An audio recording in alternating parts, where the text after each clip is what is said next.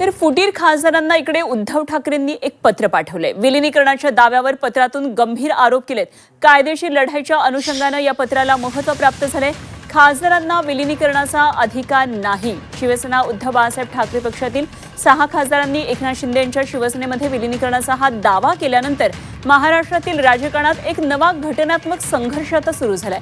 आणि या पार्श्वभूमीवर शिवसेना संसदीय पक्षाचे नेते अरविंद सावंत यांनी 13 जुलैला खासदार संजय दिना पाटील यांच्यासह बंडखोर खासदारांना औपचारिक पत्र पाठवलं आणि त्यांच्या विलीनीकरणाच्या दाव्यावर थेट प्रश्नचिन्ह उपस्थित केलंय। या पत्रातून उद्धव ठाकरे यांच्या नेतृत्वाखालील शिवसेनेनं स्पष्ट भूमिका मांडत केवळ काही खासदारांनी दावा केल्यामुळे पक्षाचं विलीनीकरण घटनात्मकदृष्ट्या वैध ठरत नसल्याचा युक्तिवाद केलेला आहे। दरम्यान खासदारांनी या पत्राला केराची टोपली दाखवली। मात्र काय नेमकं या पत्रामध्ये म्हटलेलं एकदा आपण पाहूया। तर ठाकरेंचे पत्र फुटीर खासदारांना म्हणतात, तुम्ही एकनाथ शिंदेंच्या पक्षात विलीन झाल्याचं बातम्यांच्या माध्यमातून समजलं। या पत्रात पुढे लिहिलंय, तुम्ही एकनाथ शिंदेंच्या पक्षात विलीन झाल्याचं चित्र निर्माण केलं जात आहे।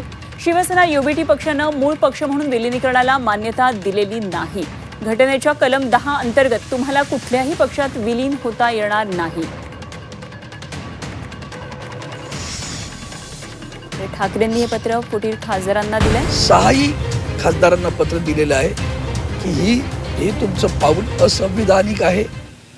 त्याचीच जाणीव आम्ही माननीय लोकसभा अध्यक्षांना पण दिली आहे की हे असंविधानिक आहे। अशा प्रकारचं कुठल्याही गटाला मान्यता देता येत नाही, याची आपण नोंद घ्यावी आणि तशी कारवाई करावी।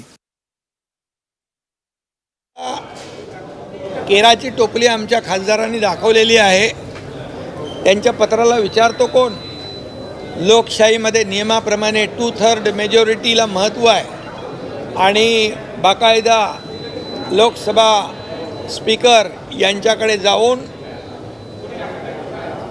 6 खासदारांनी पत्र देऊन सगळी प्रक्रिया पूर्ण केलेली आहे। ही फक्त हा केविलवाना प्रयत्न आहे, कोर्ट कचेऱ्या करणं, हे करणं ते करणं। त्यामुळे कुठल्याही त्यांचा त्या पत्राचा परिणाम आमच्या खासदारांवर होणार नाही।